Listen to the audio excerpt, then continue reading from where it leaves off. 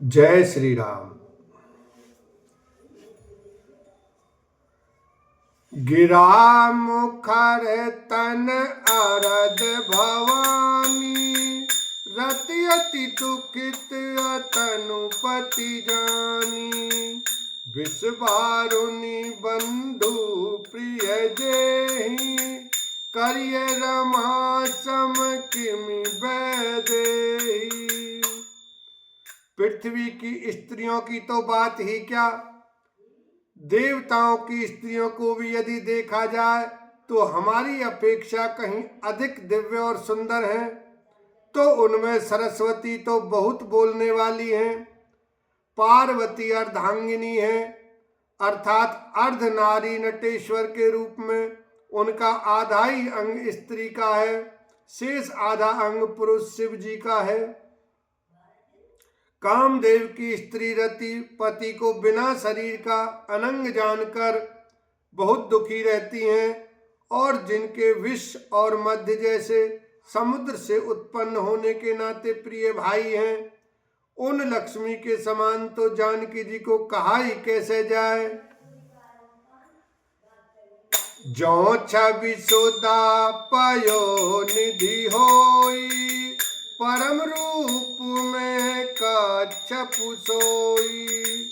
शोभा रजु मंदरु सिंगारू, मथई पानी पंकज निज मारू।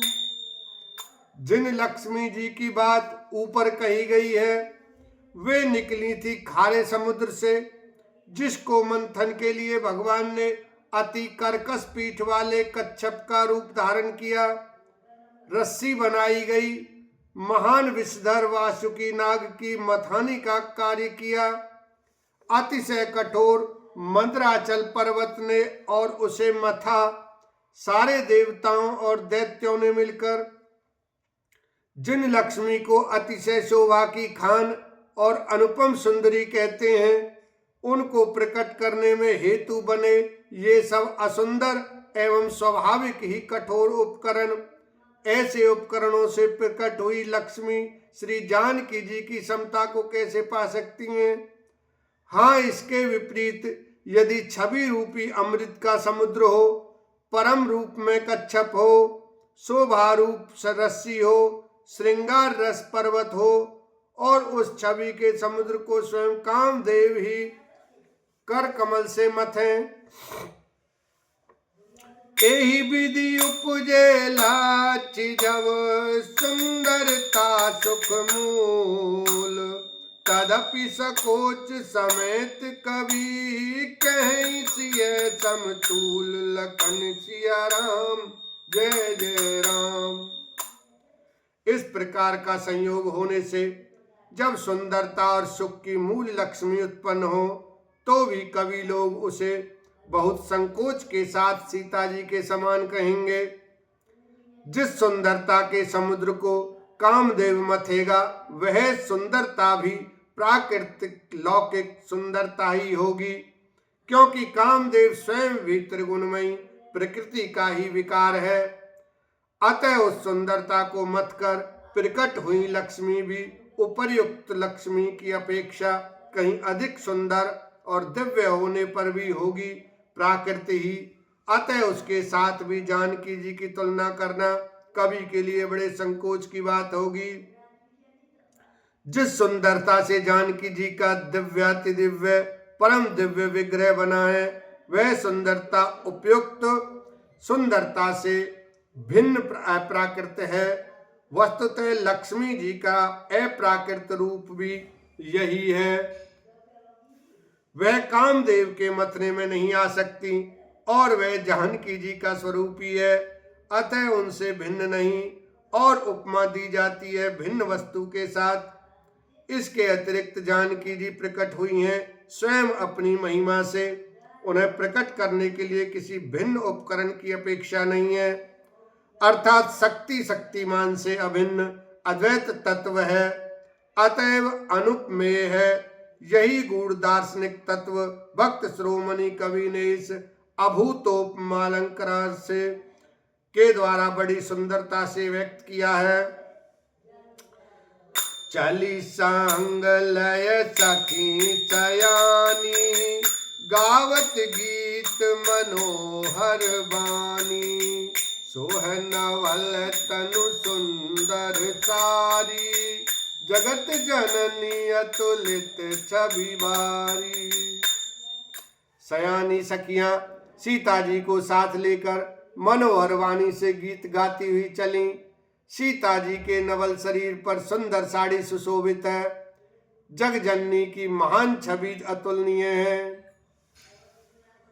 भूषण सकल सुदेश सुहाए, अंग अंग रचि सखिन बनाए। रंग भूमि जब सिय पगुधारी, देख रूप मोहे नर नारी। सब आभूषण अपनी अपनी जगह पर शोभित हैं, जिन्हें सखियों ने अंग अंग में भली भांति सजाकर पहनाया है। जब सीता जी ने रंगभूमि में पैर रखा, तब उनका दिव्य रूप देखकर स्त्री पुरुष सभी मोहित हो गए। हर्षि चुरन दुदुम्बी जाई, बरस प्रसून अपचरा गाई। पानी सरोज सोह जय माला, अवचट चितय सकल भुवाला। देवताओं ने हर्षित होकर नगाड़े बजाए और पुष्प बरसाकर अप्सराएं गाने लगीं। सीता जी के कर कमलों में जयमाला सुशोभित है। सब राजा चकित होकर अचानक उनकी ओर देखने लगे। श्री राम। सिय चकित चित राम ही चाहा, भय मोह बस सब नर नाहा। मुनि समीप देखे दो भाई, लगे ललक लोचन निधि पाई। सीता जी चकित चित्त से श्री राम जी को देखने लगी। तब सब राजा लोग मोह के वश हो गए। सीता जी ने मुनि के पास बैठे हुए दोनों भाइयों को देखा तो उनके नेत्र अपना खजाना पाकर ललचाकर वहीं श्री राम जी में जा लगे, शिथिर हो गए। गुरुजन लाज समाज बढ़ते खिसिए सकुचानी। लाग बिलोकन सखिन तन, रघुवीर और आन लखन। सिया राम जय जय राम। परंतु गुरुजनों की लाज से तथा बहुत बड़े समाज को देखकर सीता जी सकुचा गईं। वे श्री रामचंद्र जी को हृदय में लाकर सखियों की ओर देखने लगीं। राम रूप अरुषिय छवि देखे, नर नारिन परिहरि निमेष।